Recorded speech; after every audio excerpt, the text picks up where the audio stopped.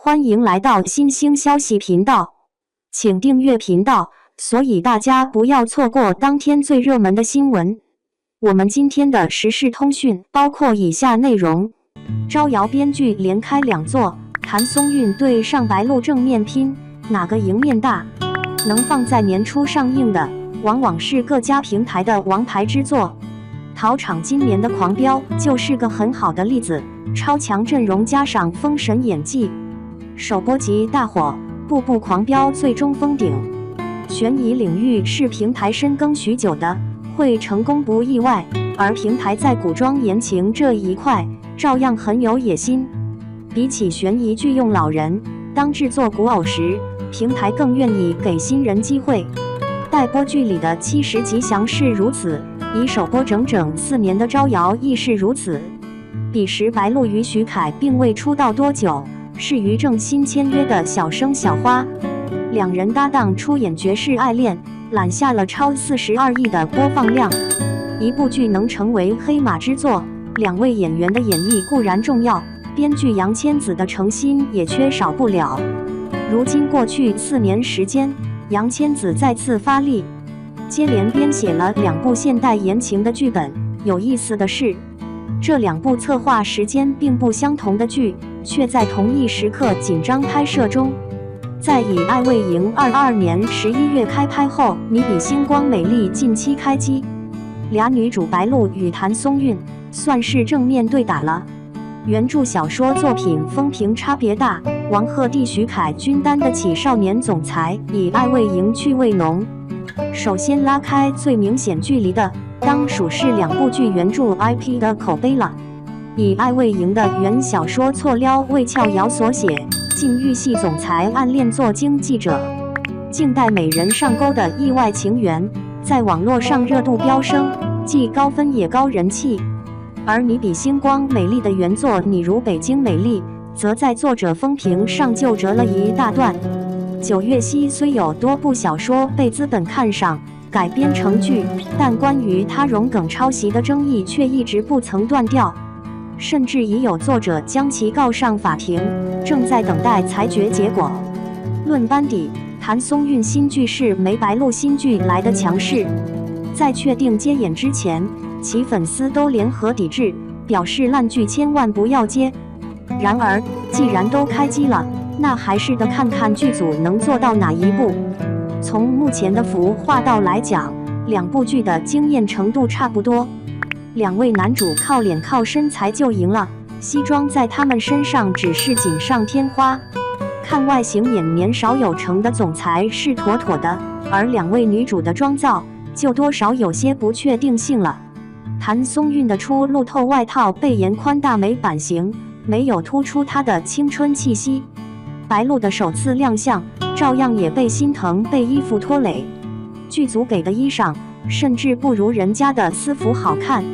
按目前的话题性来讲，开机有一会的以《爱未营》是更高的，但是播出之后的成绩如何，却好似是谭松韵会更有赢面一些。谭松韵走稳都市言情路，上星率与成绩喜人，白鹿版将军一战成名，默默拍戏，悄悄惊艳众人。不知不觉间，谭松韵的电视剧成绩已很是喜人了。不仅多部剧上星卫视与央视，而且最终的数据都不错。向风而航是央视收视率近9年来的第4名。谭松韵本人已被官方媒体认证同期收视 TOP， 扛打得很。对比起谭松韵的扎实，白鹿虽近年来流量飙升，但在周生如故后，始终没有一部一番剧来再次证明自己的实力。如若他能靠2部古装剧在今年就爆火，那么眼下这部现偶剧的未来就光明许多了。论都市俏美女人设，他也是取得过成功的。半是蜜糖半是伤中的将军，不就是个很好的例子吗？前期热度可以推测出后期成绩，然而剧最终走向如何，还得看杨千子的实力偏爱。2. 电视剧北上收获最大的应是2个人，编剧赵东玲和演员白鹿。电视剧北上看到现在，我认为收获最大的应是2个人，编剧赵东陵和演员白鹿。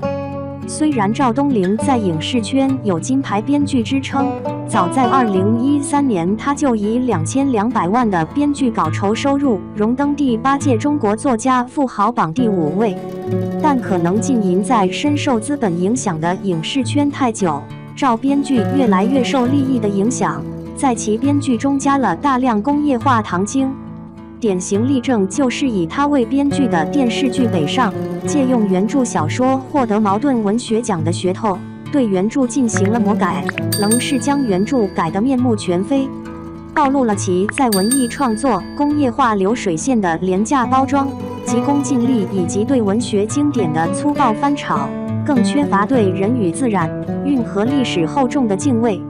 将千年古运河的丰富底蕴改成了底朝天，将原著中的宏大叙事变成了悬浮炫造，将溯流而上一路向北直达北京的运河人文景观变成了在北京创业赚钱，更是传导了金钱至上、一切向前看的不良价值观。